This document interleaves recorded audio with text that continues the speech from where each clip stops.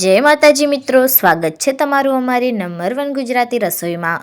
તો આજે હું તમારી સાથે શેર કરીશ ભરેલા રીંગણના શાકની રેસીપી। તો ચાલો સ્ટાર્ટ કરીએ ભરેલા રીંગણનું શાક બનાવવાનું। તો એના માટે મેં અહીંયા કાંટાવાળા જે નાની સાઈઝના રીંગણ આવે છે એ લીધેલા છે। તો એને આપણે સાઈડમાંથી બરાબર કટ કરી લઈશું।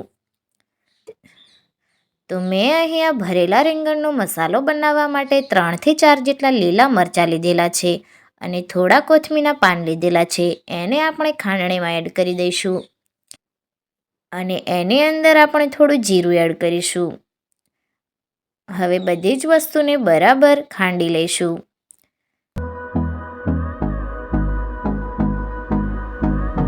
તો મેં અહીંયા ચણાનો લોટ લીધેલો છે। જે ગોટા બનાવવાનું પેકેટ આવે છે એ મસાલાવાળો લોટ મેં લીધેલો છે। તમે ગોટાવાળો લોટ ના લેવો હોય તો બેસન પણ લઈ શકો છો। હવે મેં અહીંયા છીણેલા ટોપરાની છીણ, થોડા તલ અને અજમો લીધેલો છે। હવે આપણે જે ગોટાનો લોટ લીધેલો હતો એની અંદર કસૂરી મેથી એડ કરી દઈશું।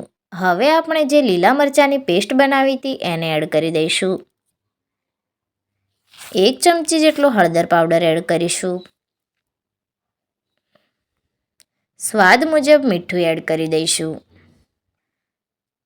1 ચમચી જેટલું મરચું એડ કરી દઈશું અને ધાણા જીરુંનો પાવડર એડ કરી દઈશું। હવે આપણે જે છીણેલા નારિયેળની છીણ, તલ અને અજમો એડ કરી દઈશું। હવે આપણે એમાં તેલ એડ કરીશું અને બધી જ વસ્તુને બરાબર મિક્સ કરી દઈશું।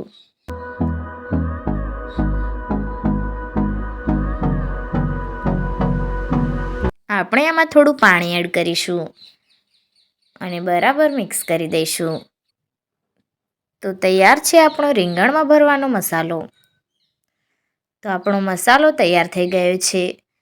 હવે આપણે જે રીંગણ લીધા હતા એને 2 કટ લગાવી દઈશું।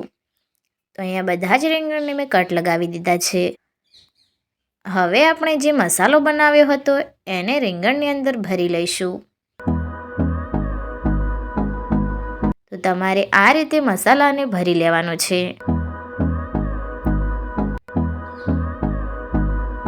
તો તમે જોઈ શકો છો કે આપણો મસાલો બરાબર ભરાઈ ગયો છે।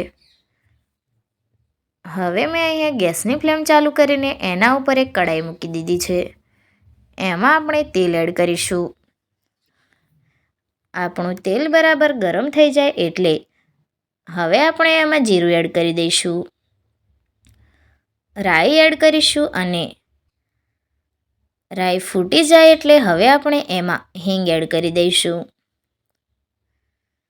હવે આપણે જે ભરેલા રીંગણ લીધા હતા એને એડ કરી દઈશું અને હવે આપણે એને હલાવતા રહેવાનું છે। તો મેં અહીંયા હળદર એડ કરી છે। તેને ફરીથી હલાવીશું અને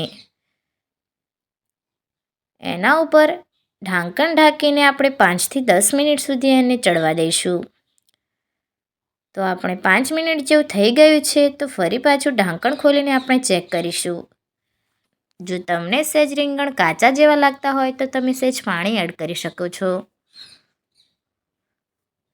હવે આપણે અહીંયા બાજરીનો રોટલો બનાવેલો છે,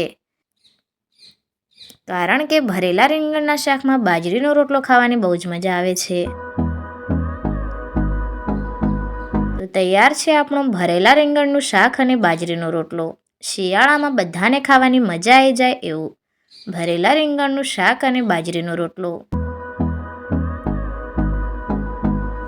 જો તમને અમારી આ રેસીપી સારી લાગી હોય અને વિડીયો ગમ્યો હોય તો વિડીયોને લાઈક કરી વધુમાં વધુ શેર કરશો અને ચેનલને સબસ્ક્રાઈબ કરવાનું ના ભૂલતા। ધન્યવાદ।